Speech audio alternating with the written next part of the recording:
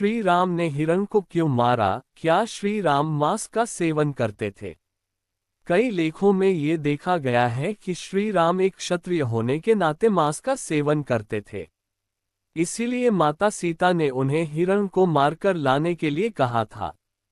यदि वे मांसाहारी नहीं थे तो क्यों सीता माता ने हिरण की मांग की थी? कुछ लोग ये भी मानते हैं कि सीता जी ने हिरण के चमड़े की मांग की थी, क्योंकि वह उस चमड़े का आसन या वस्त्र बनाना चाहती थीं। लोग सवाल करते हैं कि क्यों माता सीता ने हिरण के चमड़े की मांग की थी और राम भगवान उसे मारने भी चले गए, जबकि धर्म तो यह नहीं सिखाता। यदि ऐसा था तो क्या श्री राम मांसाहारी थे?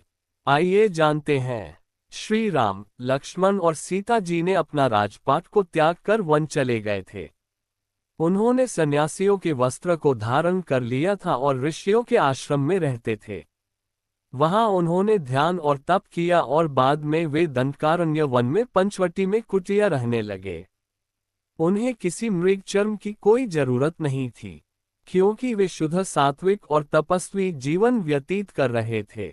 आपने कभी देखा है किसी कुटिया में किसी ने पशु की खाल लटकाए हो? दूसरा, भारत में मैदानी इलाकों में और दक्षिण भारत में कभी भी पशु चर्म को वस्त्र बनाने का प्रचलन नहीं रहा। पशु चर्म को कपड़े के समान प्रयोग करने का प्रचलन केवल ठंडे या बर्फीले इलाके में किया जाता था।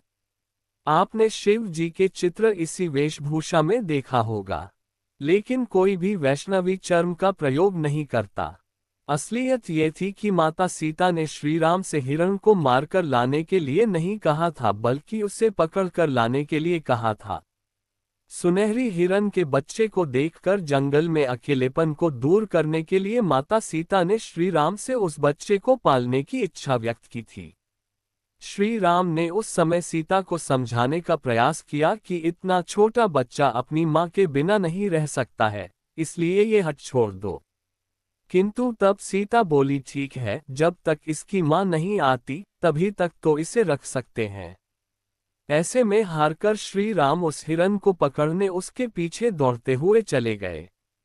जब दौड़ते हुए वो हिरण एकदम से कभी दिखाई देता और कभी गायब हो जाता तो प्रभु श्री राम समझ गए कि यह कोई मायावी है।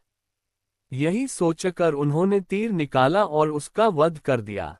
चूंकि श्री राम विष्णु के अवतार थे, इसलिए पहली नजर में उस मायावी राक्षस को देखने के बाद भी सामान्य पुरुष की भांति जब तक उसने अपनी माया नहीं दिखाई तब तक उसे एक छोटा सा हिरण ही समझते रहे और सीता की बात मानकर उसके पीछे दौड़ पड़े। वे सब कुछ जानते थे, लेकिन यदि वह ऐसा नहीं करते तो आगे की लीला नहीं होती। अतः प्रभु राम का आकलन मानवीय दृष्टिकोण से करना ठीक नहीं है। यदि यह मानते हैं कि हिरण को इसलिए नहीं मारा था कि उसका चर्म निकालकर उसके वस्त्र या आसन बनाया जाए, बल्कि इसलिए मारा था कि उसे खाया जाए, क्योंकि श्री राम क्षत्रिय थे और वे मांस खाते थे। इसका जवाब है कि रामायण में कहीं भी श्री राम के मांसाहार सेवन के बारे में नहीं लिखा है।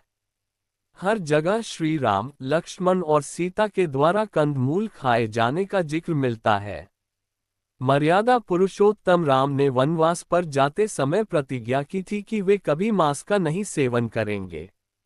वे मांस का सेवन नहीं करते थे, लेकिन ऐसा उन्होंने इसलिए कहा कि क्योंकि उस काल में युद्ध के लिए जाने पर परदेश में, जंगल में, मरुस्थल या कठिन प्रदेशों में जाने पर अक्सर लोगों को उनके मन का भोजन नहीं मिलता है, लेकिन मांस सभी जगह उपलब्ध हो जाता है।